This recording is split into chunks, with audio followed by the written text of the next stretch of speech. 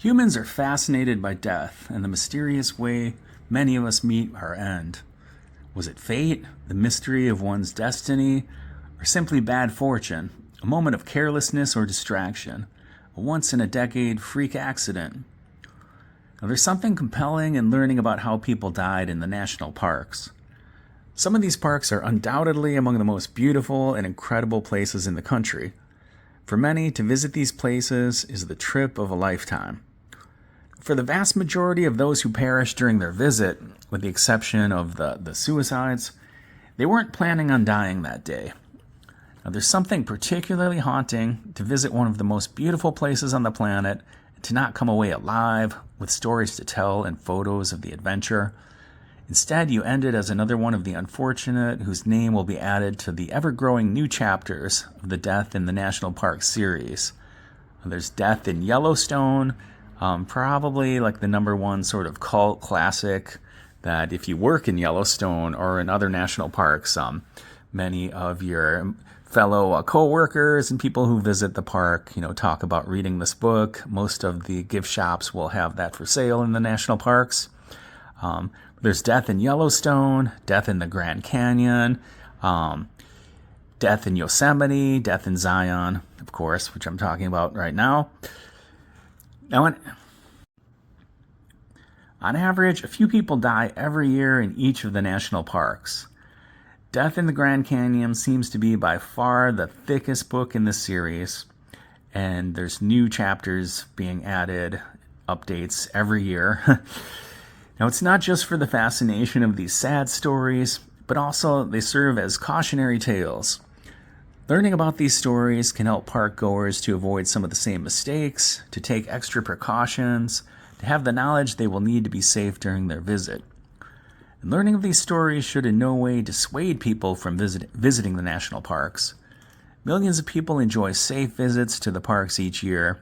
The Park Service has done a great job of ensuring the safety of visitors while allowing for park visitors to have autonomy and to test their own limits on certain challenging trails, for example.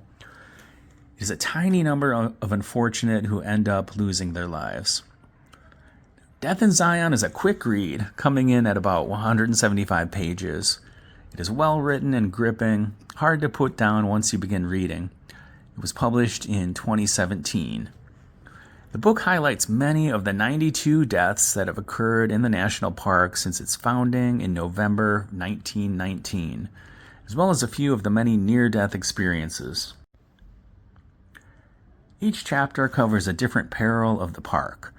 Flash floods, the famous Angel's Landing hiking trail, falls from high places, climbing, canyoneering, and base jumping accidents, deaths by suspicious circumstances, vehicular deaths, and unclassified deaths with unusual causes. At the end is an epilogue entitled How to Stay Alive in Zion National Park.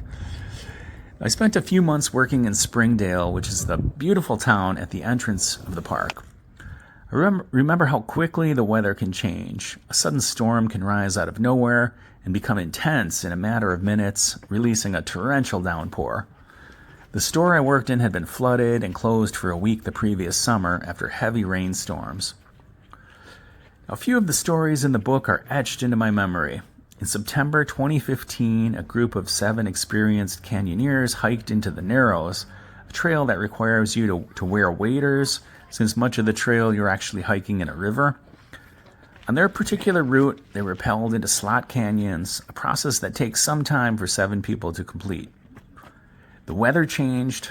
It doesn't take much for the Virgin River to rise and turn into a raging torrent.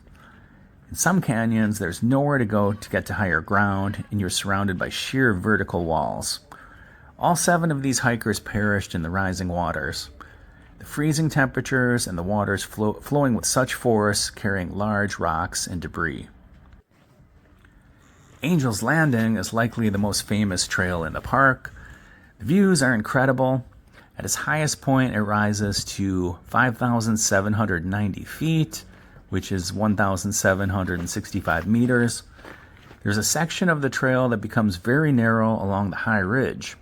The Park Service installed a chain for hikers to cling to as they navigate this stretch.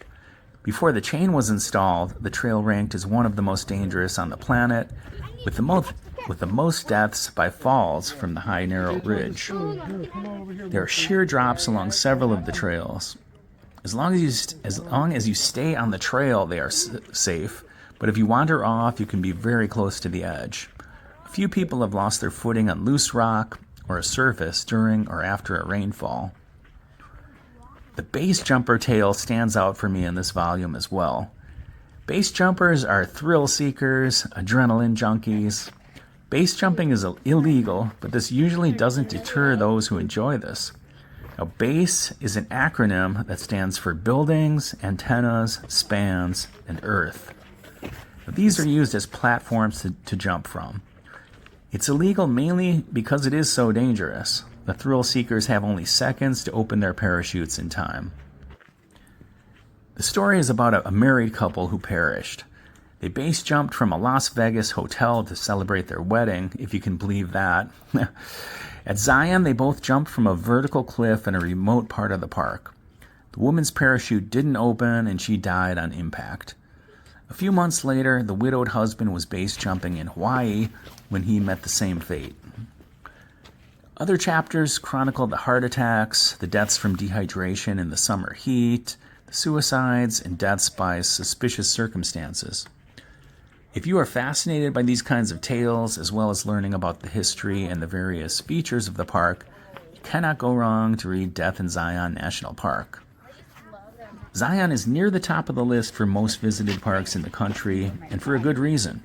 It's a geological wonder full of incredible natural beauty. It's part of the Grand Staircase, which includes the Grand Canyon and extends north to Bryce Canyon National Park, with elevation averaging around 4,000 feet, which is 1,219 meters at Zion, and rising to 7,664 feet, or 2,336 meters at Bryce Canyon.